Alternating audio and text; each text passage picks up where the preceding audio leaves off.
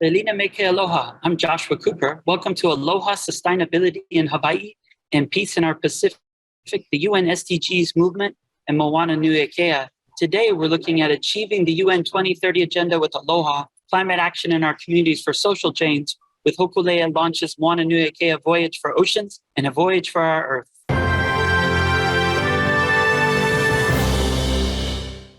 Aloha, today we're fortunate as Hōkūleʻa is launching her 15th voyage in her first 50 years to reclaim culture, tradition, and focus on the collective relationship to our island Earth. We're looking at SDG 13, climate action, SDG 14, life below water, and looking at conserving and sharing the seas, oceans, and marine resources for future generations, as well as SDG 15, life on land. Today we're fortunate enough to be joined by original Hōkūleʻa voyagers, as well as next generation sharing this amazing tradition.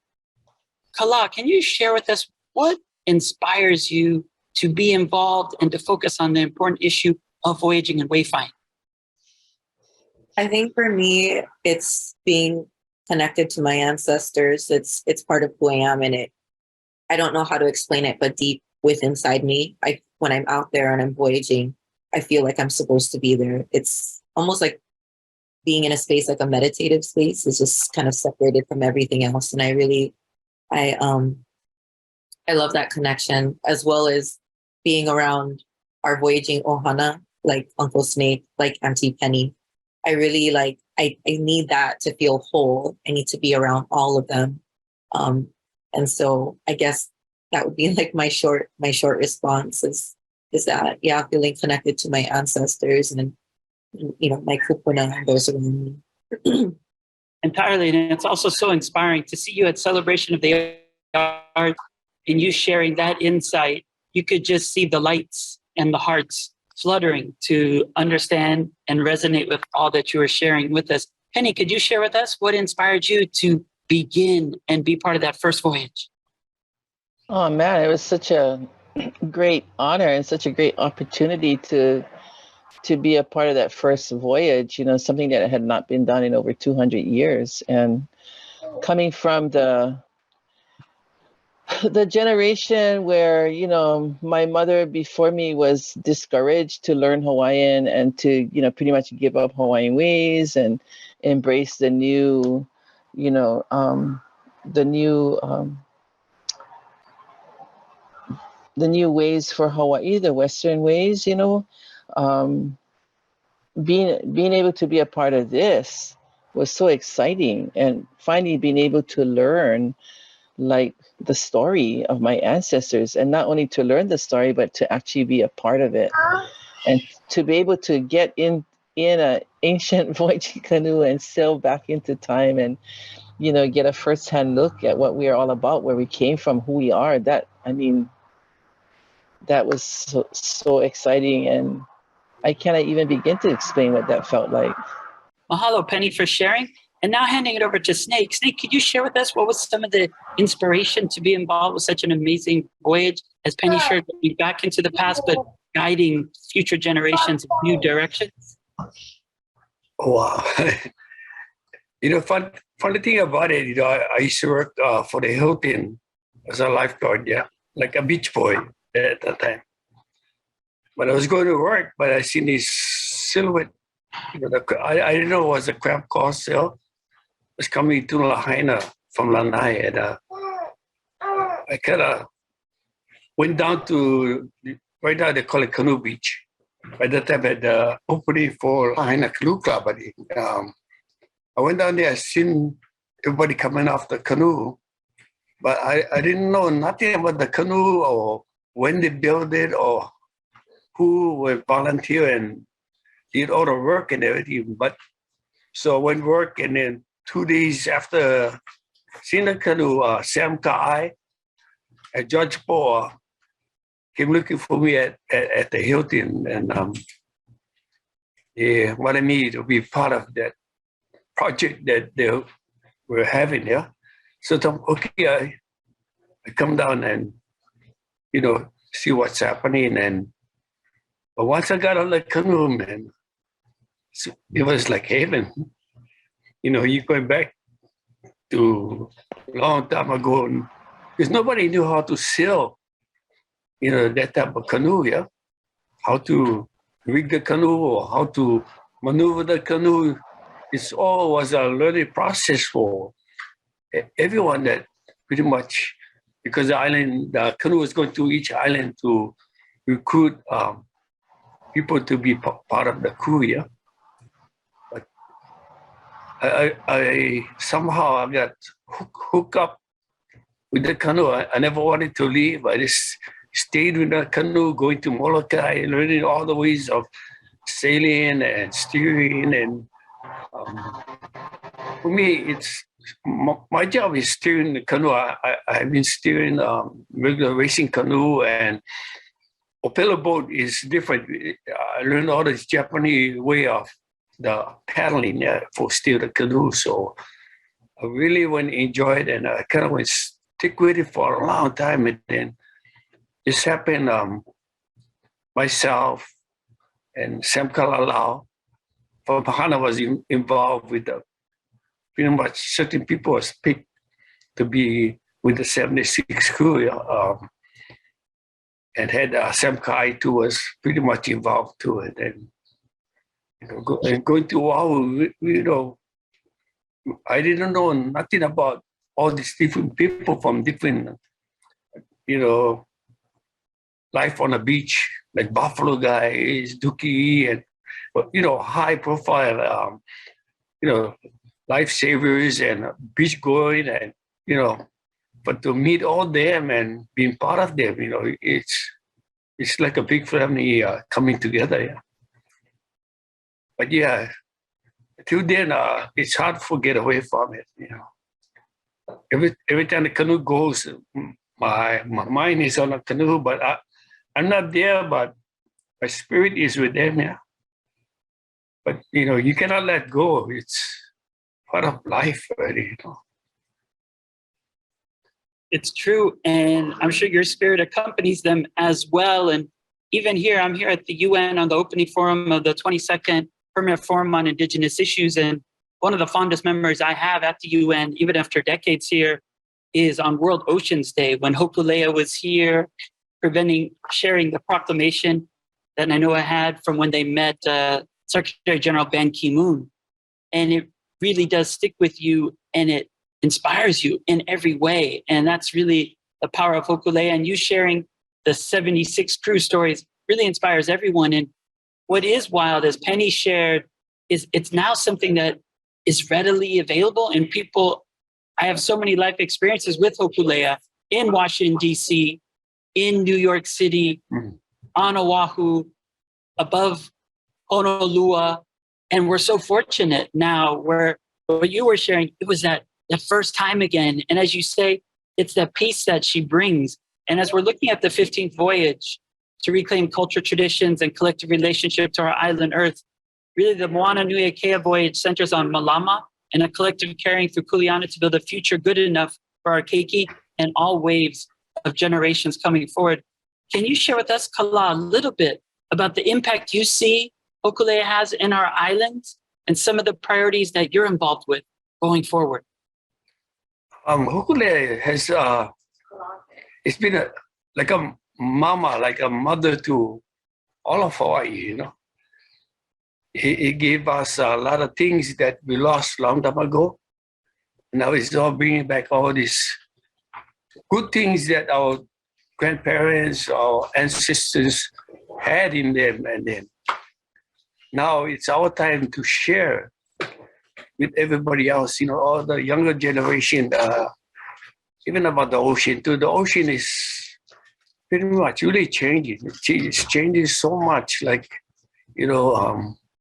places that, where the beach was wider, but now it's getting smaller and smaller because of, the rising of the ocean, all over the world. So it's hard to slow it down because there's so much things happening around the world that, the weather part is, it's really changing because the summertime, it seems like right now it's still winter to me.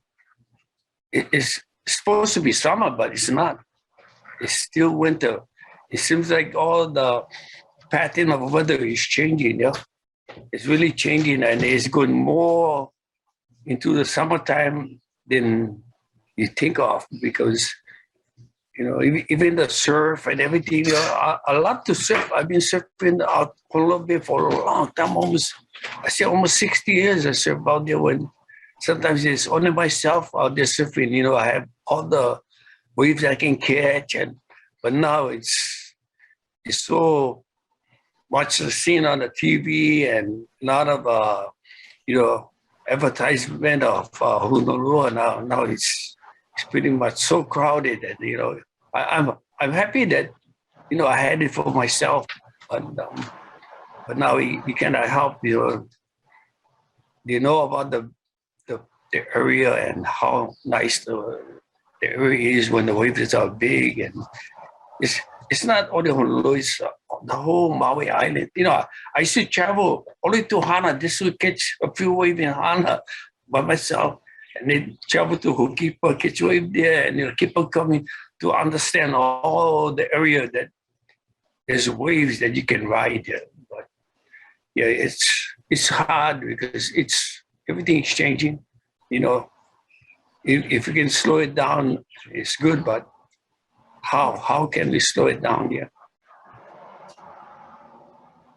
No, we appreciate your insights and really focusing on adaptation. Kalā, could you share with us a bit about the impacts you see and some of the aspects of the priorities today with Hōkūleʻa? Yeah, I mean, I feel that the canoe and what we do is all of these layers and functions, and kind of like what I was sharing with some students that we took out yesterday, is that Hōkūleʻa are voyaging canoes in general, right? They give us this opportunity where we're on an island and some people live on a continent. Really understand. It's very understandable on a canoe, yeah, with such limited resources and such limited space, and also to the mindset. And I know Auntie Penny and I had spoke at another event, and I really like what crew member Komaki Worthington was talking about when he talked about the wayfinder's mindset, and that on a canoe and on a voyage, right, it's very simple. Everyone shares the same shared vision, the same goal. Everyone is collectively working together towards that same goal. And if you have that mindset, right, if everyone had that mindset and would apply it here and where we are, then maybe we wouldn't be, facing these challenges that we are. And granted, the world is changing, right? And I know Auntie Penny and I did share that with the conversation we had earlier, that yes, the world does change, but maybe Auntie Penny can share what the almost like the problem is. It's not really the world. It's some things within the world. But yeah, thanks, Josh. You see what you're sharing, Kalā, is the world must really understand and adopt the Voyager's mindset. Because if we had that precision, that observation, that dedication to what matters most on this precious island Earth, then we would potentially be able to not only enact these 17 global goals, but more importantly, save our planet and guarantee a better life for future generations. But I would say people are too scattered and maybe not focusing enough and so many distractions. But what you're sharing is when you're on the canoe, when you're there voyaging, it really does show everyone that we're all together as one. And that's the way we must think about the future as we go forward. Penny, can you share with us a bit about the impact that you see and what is possible as we look at better priorities for Maui and Hawaii and our planet? I think, like Kalā said, when you're on the canoe, you see everything is so condensed and it happens quickly. So you see change quickly. You see your impact quickly. It's like a condensed version of our planet. And so when you're on the canoe, you see that, and you see the effect that our behavior has on the life on the canoe and the way things happen. And if you got the canoe like your island, you realize the impact you have on the island, your behavior, the things you do, and I think this is what the canoe can teach the world as we begin this next voyage. The lessons that I learned on the canoe, and how our behavior impacts what's happening in the world now. We when we talk about climate change and global warming, we don't ever talk about that we're the cause of it. What we do, that the human race, that we need to change the way we do things, and we need to change our behavior, and we need to realize that we are the cause of the very problems that we are worried about, and we can change. I mean, it's not a sprint to change. It's a marathon. It's going to take time, but we can change it, and we just need to. And by looking at the behavior of our ancestors and the way they did things, and we can learn a lot from them, and we can apply it to now, and we can make change. So yeah, I think the biggest problem is that people are not willing to give up their conveniences or their likes, and dislikes, and they're not wanting to admit that we're the cause of it. Once we take responsibility for what's happening in the world today, once we do that and admit, that we screwed up and we still screwing up, we can move forward. And I think by setting the canoe and getting on the canoe and learning these lessons, we can help make that change. No, it's absolutely true. And I think people are just caught in the 24/7 constant aspect, but that's all distraction. And what you've been able to experience, the three of you voyaging, is that clarity of what matters most and what we need to do to go forward. And even the Secretary General today entirely echoed what you were sharing, Penny, that it's people that have caused that we have to change the direction of the way the world's moving, but also recognize Indigenous peoples have the solution, and that the world took too long to listen, and that we have to decide to change direction, to decide that the Indigenous cosmology, that understanding of that innate relationship with all species, has got to be the way we move forward. And as you look at what's going on with the Moananuiākea voyage, it's 43,000 nautical miles, 47-month circumnavigation of Oceania. And what's so exciting is I believe it'll visit 36 countries, 100 indigenous territories. And just today I was meeting with the people of Rapa Nui, who are so excited to host you, and saying they're so excited because when Hōkūleʻa comes, it inspires them to then reconnect with their voyaging as well. And what you're sharing, Penny, is really what has to happen, that maybe Hōkūleʻa can ignite a movement of 10 million planetary navigators pursuing critical and inspiring voyages for a better future for our Earth in their own way, and then being able to make those changes in their own career paths and their own passions as they pursue their way. Maybe right. With this. Well, Hōkūleʻa I'm sorry to interrupt, but Hōkūleʻa is like this needle, making this lei, going along and stringing this lei and gathering all the flowers, all the pua, and putting it on this string, she's the needle. She's the one that's going to get everybody together and make this big lei of consciousness, I agree. You can see her weaving her way as she did around the entire world and really captured the imagination of all 193 member states. And now really reconnecting with Oceania, that focus is so crucial and really setting the agenda, because as we all know, we really only have 6 years until we face irreparable harm. So looking at that, maybe we can share a bit, Snake. What's your vision for the future of voyaging, but more importantly, of protecting our island Earth going forward? I think we like Kalā, she's teaching a lot of things to the kids. I think we got to get to the younger generations to understand about the ocean, for us, for older people, it's hard already. It's for the newer generation, the younger generation, if they can come together and help to solve this problem, yeah.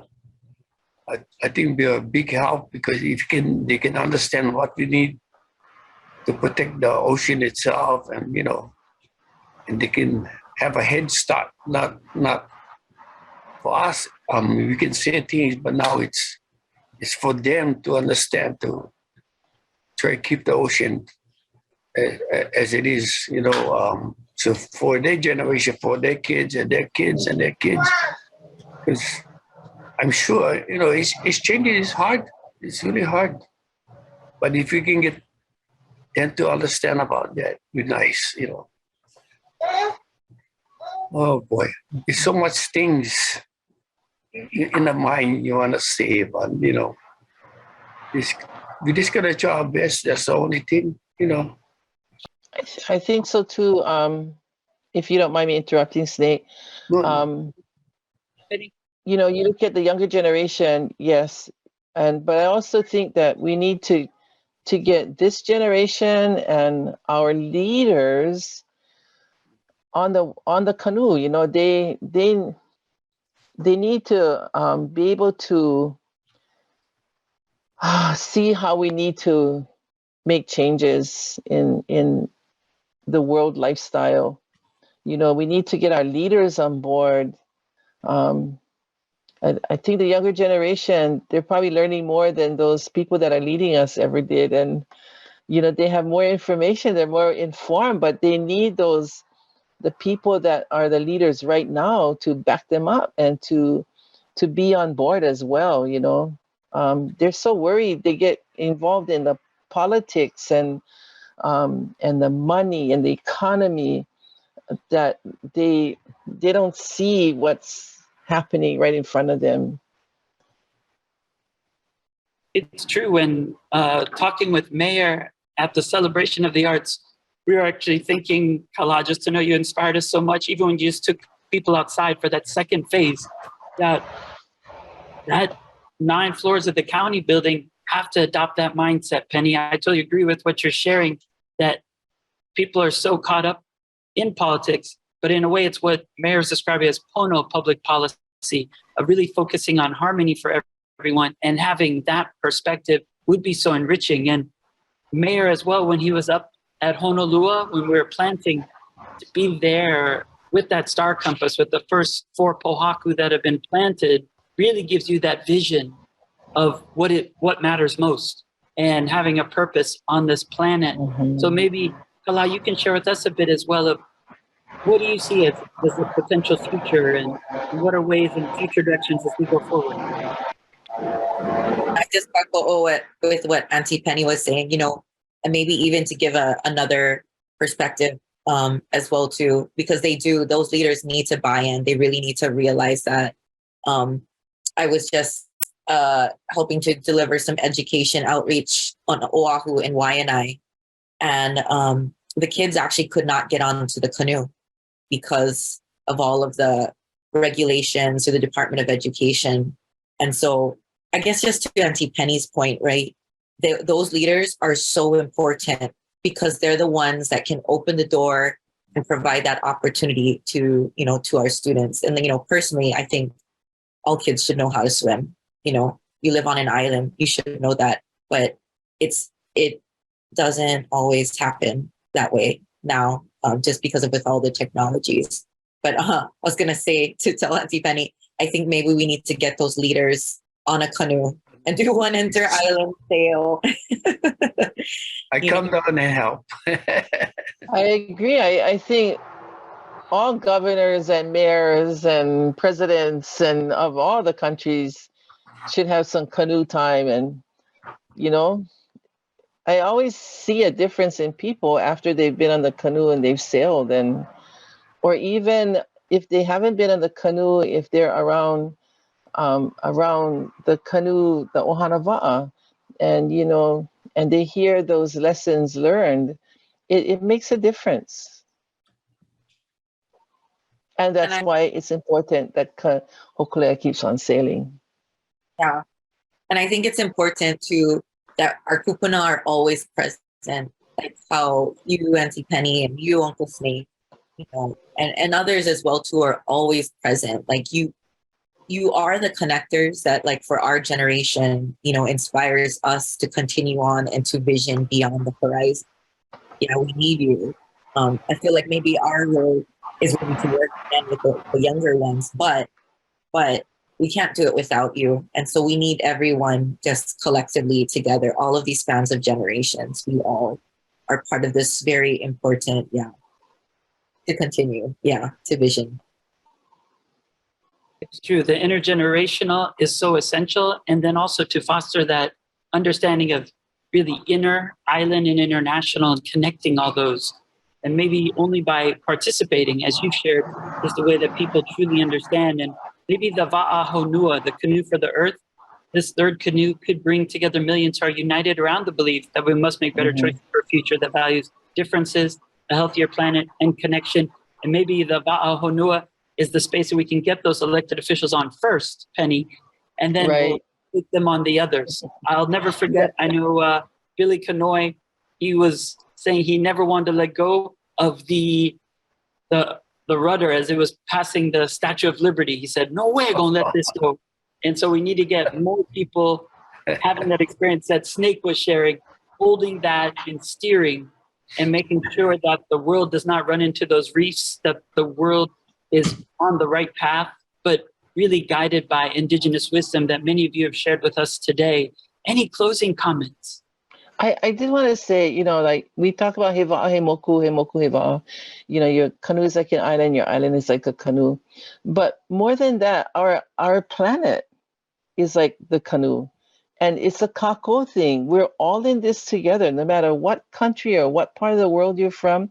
We share this one va'a that is our earth, you know, and we're supposed to all be in it together, because where the hell else are we going?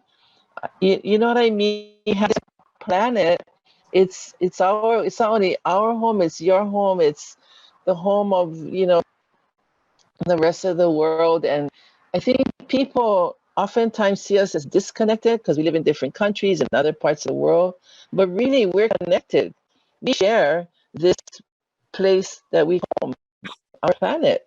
This is our, and we all need to be on it together, working together. And I think that's, you know, what the voyaging canoes have to offer to the world, show us how to live on our planet together and do what's for everybody, not just us.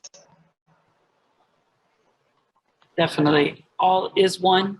And sharing that, if we look at Hōkūleʻa's upcoming voyage, it serves as the most difficult voyage yet, finding the future of island Earth. And as Penny said, we do only have this one fragile, beautiful blue planet floating in this vastness. And our moral compass demands humanity to understand our delicate balance to care for our oceans and life on land through climate action. Thank you so much for coming today, but more importantly, a lifetime of true liberation for the human spirit to understand what's possible and how we can relate to our one home. Mahalo nui for all of you. Mahalo. Hello. Aloha.